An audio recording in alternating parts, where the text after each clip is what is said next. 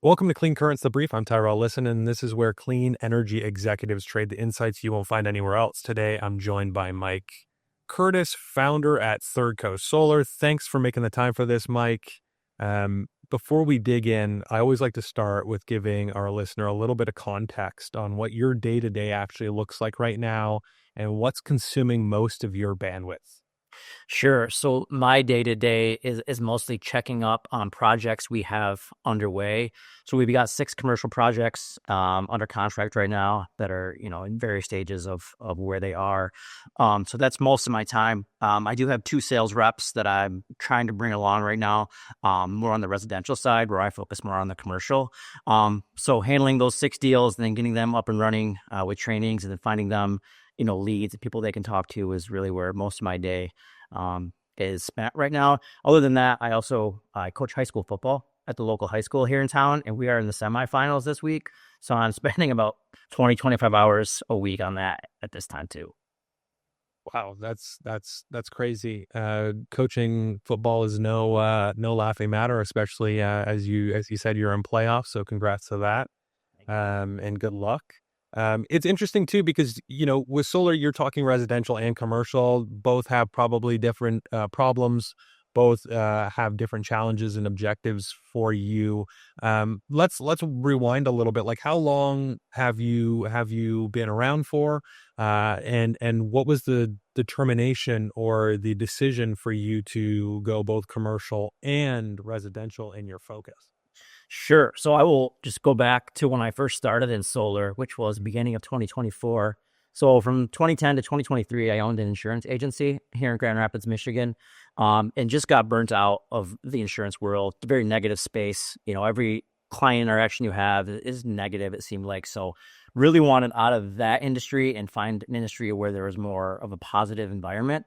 So sold it without really a plan. And then a month later, a sales job for a solar company came across my desk, and I thought, well, I'm not doing anything. I'm interested in solar energy. It seems like a good positive, work environment, both for, the clients and the people providing the solar services. So dove into that, kind of learned the business, how it worked, because I knew nothing about solar coming in. So learned all this stuff. Went on a few sales calls and just nothing was happening sales wise. And I couldn't figure it out because I had been successful in every other, sales venture I had been on. And this one just wasn't working. So talked to some people in the industry, tried to get a little more broad lay of the land and just figured out we were charging way too much for what we were providing. So learned that after about 6 months, got out of that place and then started my own solar company in July of 2024. Didn't really get rolling until August of this year, though. It just took a year, finding the right partnerships, EPCs, all that stuff takes time. So it finally came together in August of this year where we are partnered with Made Solar for commercial. So that's been fantastic. And then we have a bunch of little residential partners all over the country. So we are live in all 50 states, which is very, very nice, with partnerships in all 50. So that's kind of where we are or how we got here. Right. No, it's interesting. I find having these conversations with people, especially that are kind of in the clean energy bubble, depending on, what technology you're using. Most often people don't come across it or come to it as their first thing. They're coming from somewhere else. So it's interesting to hear you say that. And August, it's time flies, I'm assuming. We're now in November. It feels like, August was just yesterday and we're already almost in the Christmas holiday area. So let's talk a little bit about that. And as a new company in the space, let's talk about your positioning in the market. So when somebody hears Third Coast Solar, amongst, different competitors and other things in the area, what do you want them to think about first? The biggest thing that Third Coast Solar does that other companies don't is we are, one, very transparent with pricing. Because back when I was with the other company, you got a price and you didn't know, there was no breakdown. It was just, this is what it is. So we're transparent about what every little thing costs for each deal, so people know exactly where they're going. That's been one of the biggest hurdles for us is just the trust in the industry, for whatever reason, because there hasn't been regulations in the past. I don't want to, it's not a new industry, but it's new to the mainstream, I guess, is the way to put it. So we really feel transparency, education are the two biggest things that we can provide people. Business owners, they don't really care how it all works. They just want to know, what am I paying for? How long is it going to be till I get this money back? And how is it going to affect my operation? So we come in, educate them on that, show them the pricing, and then show them, hey, this is what's going to happen if you don't go solar. This is what will happen if you do. You make the decision. Yeah. When you talk about education, that seems to be key too, right? These clean energy sources, whether it's solar, wind, whatever we're talking about, it's a burgeoning industry. More and more people are kind of getting on the wave, and there's a lot of education elements to this. And a lot of that comes down to communication, right? And we have different audiences, you mentioned, right? You've already kind of highlighted like what people want to hear and need to hear to make the decision. How do you go about telling that like story and communicating that? Obviously, you mentioned cost, right? You have some experience, and I think we see this in the industry. It's like, well, so how much is this going to cost? When is my return on investment? But in terms of like taking people on that journey, communicating, telling the story, what do you typically like to do? The first thing we do is we try to educate our people on not listening to the disinformation that's out there, because as you're very aware, the clean industry is kind of going toe to toe with the oil industry, and a lot of times they are better funded, so they can get their messaging out a little easier than we can. So we have to dispel those myths and things like that solar, it doesn't work, blah blah blah. So we get those dispelled, and then we just basically say, look, the sun hits the panels, it's going to create electricity. This is how much electricity we need to make your operation get rid of that electric bill. And if we could do that, on the roof, on the ground, however we do it, again, it comes down to the numbers. Here's what it is without solar. Here's what it is with. So it's really, once you dispel those, the myths and the disinformation, the education is pretty simple. Right. Interesting. Now, that kind of brings me to like a little bit of a bigger question. Now that you're in this space and you're talking to people every day and you're seeing some of the challenges, you're educating. If there's one thing that you could change about how your company or just the overall sector is publicly perceived, what would it be? I really wish that we were looked upon as the quote unquote good guys that are trying to do what's right for the clients, what's right for the environment. I just feel like we have a kind of a negative connotation with solar still. And again, it comes back to the disinformation that gets put out by, competitors of ours. Yeah, that makes a lot of sense, right? I think this is something that, again, just broad strokes, we're seeing a lot of misinformation, a lot of letting the wrong people communicate for us, right? That has been a challenge. I want to switch gears a little bit because there's so much here, and I'm interested in your perspectives as a business owner in this space. Um, Recruitment, a little bit around recruitment and hiring and in this space. In your perspective so far, what's been the hardest role to fill? And with that role, does it come down to, are you usually trying to hire and you're struggling to hire for those roles because of the volume? Is there a skill gap? Is it about how you're positioning yourself? Any of those types of themes, if they're present in your hiring. Sure. I haven't really gone down the hiring path yet, other than the two people that I've hired, obviously. They both came from my own personal network though. So I knew them, I knew what they were about, knew their values, knew their strengths, weaknesses, all that stuff, because I have known them for years. So I really wanted to be a little slow in that regard, just to make sure that our foundation was solid before I brought people on board. Because when I was go back to my insurance industry journey, during that whole 13 years when I owned that agency, there were 5 or 6 people that relied on that business succeeding to take care of their families. And that's a big responsibility. You can't just let it fail, because now you're putting those people in a bind. So I really want to make sure that I am stable, ready to go before I hire broadly, if that makes sense, because I don't want to be responsible for people's livelihood, basically, unless I know this is where we're going to be and we are going to be a success in this industry. So I think we're on the right path, but I want to be sure before I make that next leap. Yeah. And let me tie that into a little bit of a different topic, just because, again, you building your business and you're not quite on this like recruitment and like talent journey quite yet. But I think I can tie it in here. So stick with me. Public policy and like regulatory communication, right? To tie that back, you're growing a business. You're also encountering different obstacles along that way. Right now, we're seeing a regulatory and public policy landscape in the US that is changing almost daily, right? How much bandwidth do you put into public policy and that regulatory engagement right now? And I know you're just starting, but are these kind of conversations that you're starting to have and you're starting to see when you're dealing in this space? Yeah, that's one of the challenges for sure. And I try to stay as up to date as possible with things. I have partnered with a couple of local CPAs, just going through the one big beautiful bill. I hate saying that, but that's what it's called.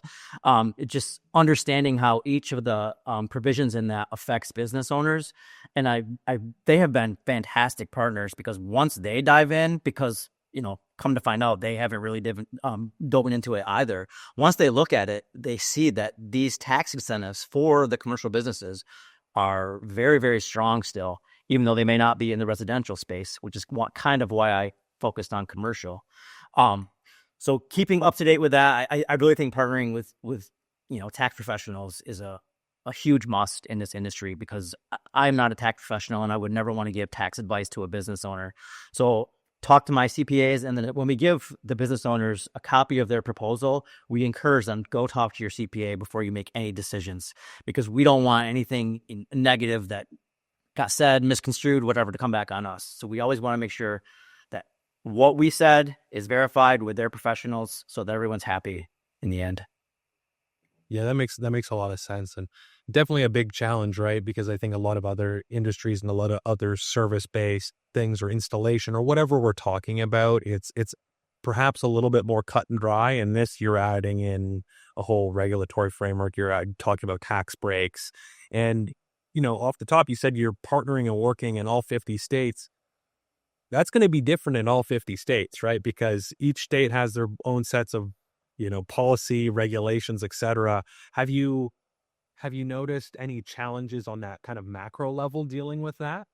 Not dealing with it. It is just, so take Illinois and Michigan, for example. It's a lot easier to sell things in Illinois because they have SRECs and stuff like that. Michigan does not. So we do try to focus on the states that have the better incentives, just because those numbers pencil better for both residential and commercial. Other than that, it's not too difficult to keep up on all of it with all 50 states. Google and ChatGPT are a great tool that we can use to at least get us pointed to the right direction. And then with my partners, Made.Solar, they've been in all 50 states for years. So they are very well versed on the different incentives and things in every state. So working with them has been fantastic. Awesome. Let's talk about like generating interest, right? So you're in all 50 states, you're working in both the commercial and the residential space. Let's talk about generating interest, whether it's like potential customers, partners, because you talk a lot about partnership being key in this. Even investors. I don't know if you're talking investors about growing the company or working on different frameworks and deals there. What's your current approach to like generating interest, and in your opinion, as the business owner, somebody growing the business, like what works? So the best thing that I found in my practice is just purchasing leads. So we were purchasing them from clean energy experts before they went out of business, like 6 weeks ago. And that was a very good relationship with them. Got many, many good commercial leads, from them, and still working them today, actually. I have tried some social media marketing on Facebook and Instagram, and it seems like for whatever reason, my ads would get pushed to people who just wanted to argue. So I would, make a post, and then I get all the comments of this doesn't work, scam, blah, blah, blah. And my personal self-control is not that great. So I would go back and argue with all of them, which probably wasn't the best look for the company. So I decided to stop doing that, focus on the leads, and just making sure I had good lead partners that were giving, quality leads. One, making sure that they would talk to me and were interested. That's why the leads are seem to be the best for me because they are interested already. So that's where we've headed. We just started a partnership with Soul Certain. There were some CEE people that went to Soul Certain, so we're now using them for some lead generation. Going slowly with them there. It's in California, Puerto Rico, and Texas where we're starting with those residential leads, and then hoping at working with Steven over there that we can get some commercial leads from them as well. Nice, nice. Just a kind of quick follow up on how you've been doing lead gen, working with different partners to get kind of qualified leads. And you talked about social media there, and I think it's always one that is an interesting one, right? Because everybody's on social media, everybody can post everything. Seems easy, but as you kind of realize, it's incredibly difficult to make sure you're targeting the right people. Were you working with a partner or were you doing it yourself? Because I know it can depend on the size of the business, what kind of money you have available, all of these types of. I was doing it myself, kind of with the guidance of a person who was helping me. And it just got to a point where I was spending, $5,000 a month on these Facebook and Instagram ads, and I was just arguing the whole time. Where if I take that $5,000 and I put it towards purchasing leads of people who are already interested, it just seemed like a better expenditure of my capital, if that makes sense. So that's why I got away from social media and just, found those lead generation partners that they're helping me out and providing me great leads. Now let's talk about like inbound versus outbound. So a lot of it seems to be so far, you going out and you're working with these partners and finding those like qualified leads. But I'm assuming like as you're growing here, as you're building a reputation, you're doing good work, you're getting some inbound too. Like how is there a balance right now? And what would you say that kind of split is? Yeah, the inbound has just actually started. So two of our projects are with churches here in the local area in West Michigan, and got those from one. I did some old school marketing. I sent out like 400 postcards to a bunch of local churches and got a call back from one. So the ROI on that was fantastic. And then another one, I was in a BNI group. Are you familiar with BNI? Yeah. So I was in a group for insurance for 13 years, told them I was leaving the insurance industry, going into solar. And a guy who had remembered that conversation contacted me about his church a year and a half after I left BNI. So those two have been great. And now I've been getting other churches in the area calling from those because they're starting to spread the word. So we're starting to get, a little bit of referral action from people that we've been working with. So that is great. I would love for the business to become referral based only at some point. That's really where my insurance business got to. That way, you're dealing with quality people who want to work with you, who have interest. And it's just always better dealing with a warm referral versus, cold calling people and things like that. So hoping to get more in the referral space for sure. Interesting. That was kind of going to be my follow-up about referral, right? Because it's always strong. Like you said, you're kind of walking into that first conversation already kind of with the assumption, both parties, that, we want to do something here. Let's like kind of cut all the fluffy stuff and like, let's get to it. Another question around, uh, the sales cycle element of it. And I'm always interested in talking to people about this. So far in your experience, from that kind of first conversation through to project, how long is your average sales cycle been?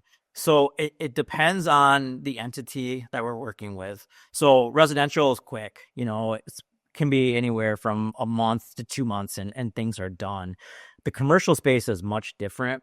And especially I found the nonprofit space takes the longest because we're talking to quote unquote the decision maker, but he's not really the decision maker. He has to go back to the congregation, the board, whatever it may be.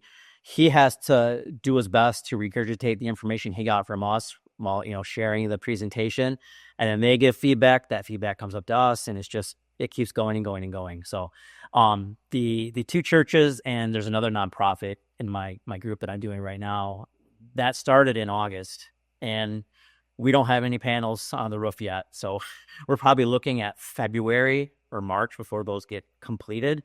So it's a long process with commercial, which I know that could be a detriment to people that are trying to sell commercial just because you're not getting paid if those things aren't getting put on the roofs, in a quick manner. But I do feel like the reward will be there at the end. And I feel like I just feel the commercial space is where solar can really, really take off because those incentives are still there, and business owners make decisions based on numbers. They don't have as many of the emotional factors as the residential customers deal. Right.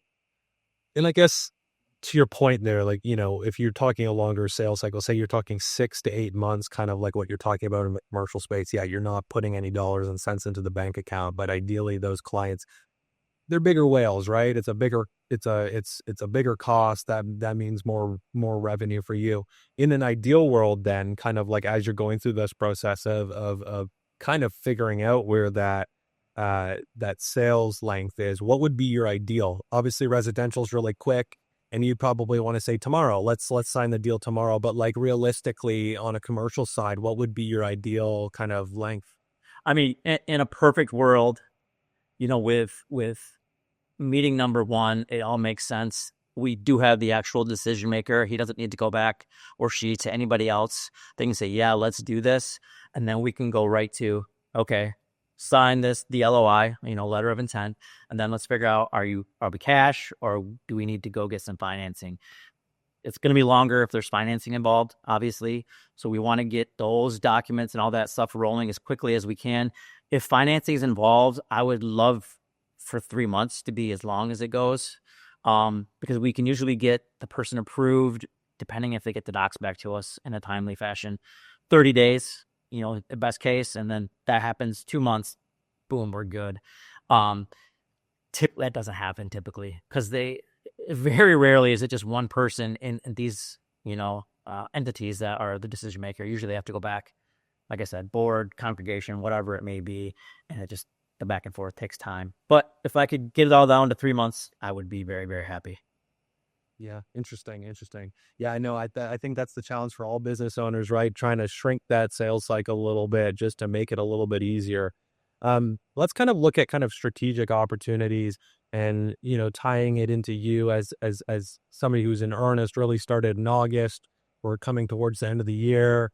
I'm assuming you, like me, I always look at the new year as a new opportunity to, like, what are we going to do this year? What are our kind of strategic pillars that we're looking to attack? So looking at the next 12 to 18 months, let's even go a little bit further out. What opportunity excites you most, and where do you see the market heading? And maybe in your experience so far, like, what other people might be missing? Yeah, it's a wild time right now, because who knows what is going to happen with the government between now and the midterms and the next presidential election, which it's unknown. We don't know where we're going to land. So it's tough to project things out in that sense.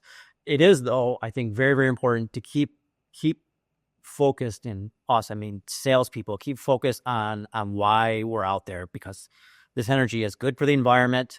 There are going to be we know there's going to be huge energy issues coming up with all the AI data centers, all that kind of stuff, right? We know that's happening. That's not really up for debate anymore. So we need to be out there trying to provide the most clean energy that we can for as many businesses as we possibly can. So that is my focus. How we're going to do it, I'm not quite sure yet. If I can figure out that we are going to be sustainable until the next presidential election, I would love to bring on like 4 or 5 more salespeople from all over the country, just so we're hitting, places where I'm not, and where I'm not as familiar. If I could get 5 more salespeople, I believe in the next 6 months, I think we could really take off with commercial solar. Interesting. Yeah, and it's an unfortunate reality that we find ourselves in the clean energy space so dependent on policy, right? Like you're talking about the next presidential election. There's also those state regulations, and to varying degrees, they can kind of protect themselves against kind of like federal strategy, if you want to call it that. Is there a way, in your opinion, for businesses in this space to kind of like inoculate yourself against the whims of the government? Or in your opinion, is, that kind of impossible? And that is the challenge, kind of like dealing with the fact that depending on the administration, depending on people's favor or disfavor of things, we're going to be at their whim. Yeah. Oh, there's one way to make sure that works out in your favor, and that's to get your project installed by next July. So that'll that'll make it work for you. After that, though, I mean, it's really hard to plan for that, which I think is a downfall of our system, really, because no matter what it is, from president to president, administration to administration, it's going to be different, and it makes it tough to plan out that far. Not just for us. I mean, I look at like how different countries, deal with the United States when they know that things are going to change drastically every 4 years. So I think it's really hard to plan for that in the future just because we don't know what's going to happen. Yeah, that's this is a kind of like uh it's related, and I think it's a tough one. But I'll let you take a stab at it, and you tell me what you think here. Based on what you're seeing in solar specifically, what should other executives in clean energy or in solar specifically be paying attention to that you don't think is getting enough like airtime right now? That's a good question. I think there's not a lot of talk in the industry events that I go to online or things like that of other clean energy sources. So I don't think nuclear is talked about enough as a competitor to ours, because I do think that would be, I believe in it, wholeheartedly that nuclear is a great option too. And I wish that all these clean energy industries could kind of form an alliance together and take on maybe the not so clean, energy industries. So I would love for that to be able to happen and not. So the first company that I started working with, they actually started in wind energy. So I got to learn a little bit about the history of wind energy and that, and it was very interesting. So I would love to see us, and I would love business owners to look at nuclear, wind, solar, all the different ones, as kind of a package, and maybe whatever they can utilize, they utilize. So I wish that people would look at us, kind of more as a one industry versus solar, wind, or all that kind of thing.